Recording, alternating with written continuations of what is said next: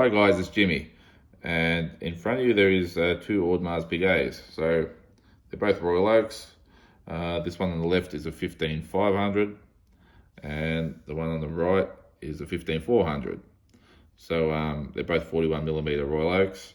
The white one is mine. You've probably seen it before on a previous video. I got this back in early 2016. Very early, I think in January. Wore it quite a bit at the start, and it's been put away over the last couple of years, I'd say. I don't wear it much now, but as you can see, it does have some marks on it. So yeah, the movement in this is small for the case. That's why the display back is so small. And as you can see, the date window is further in. Whereas when you go to the new version, 15500, with their newly developed movement, you see the date window is way out to the edge, and the most beautiful part, or one of the most beautiful parts, is that gorgeous display back, much larger. The rear outside edge of this display case back very well, mimics the actual bezel, because it's the same sort of width, which I think is really cool. If you're going to do a display case back, this is the way to do it. Yeah, front on, they're both, some people like certain attributes about each. As you can see, the 15500 has no text at the bottom, no automatic, which I think is a good thing, because there's really no need to put that on it's sort of a selling point on a cheap watch, I guess, but when you're talking higher end stuff like this, they really don't need to put that there. And of course the date's further in, and I've got a little batten on this, and here we don't have any batten, just the date. Hands are slightly different, the battens on the dial are slightly different, so it's just your personal taste when it comes to the aesthetics from the outside. But yeah, when you turn it over, the 15500, it trumps mine, as you can see. Now, as for finishing, they are finished in the same way, but the standard on the new 15500 is just been stepped up again. The graining on the brushing, the polished chamfers is just a step up.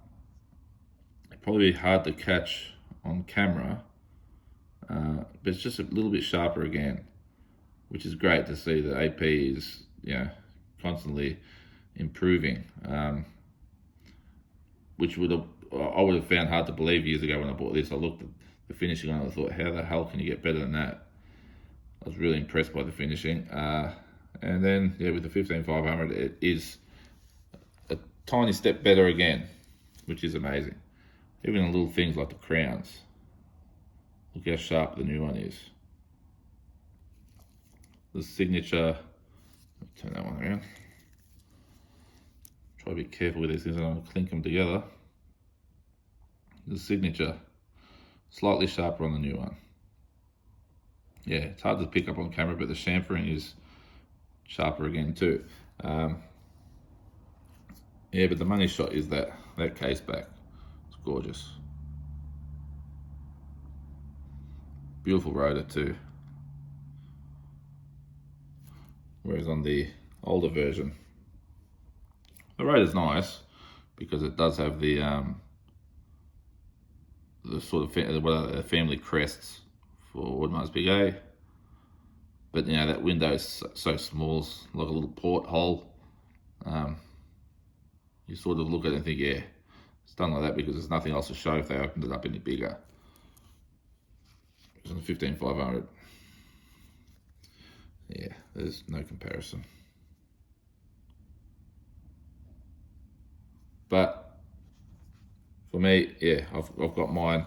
I'm not looking to upgrade to the 15500. I'm happy with mine. They're both stunning, both winners. It's just a matter of getting your hands on them if you want one. It's just sort of hard to get. Well, this one's discontinued, obviously, so you got to buy that on the grey. But that's for the 15.5R. And yeah, it's amazing how much demand there is, and yeah, not all that easy to get. But there's something nice, something different to Rolex, and yeah, that's part of the reason I appreciate them. You put it on, it feels completely different to anything from Rolex or anywhere else. And yeah, guys, that's all. I'll put it on the wrist to show you what it looks like. I'll put them both on, actually. See how they look. It's going to be a little bit tight, this one.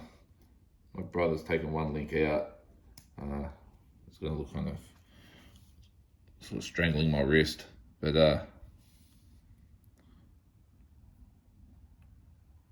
there's that one. And I'll put mine on quickly.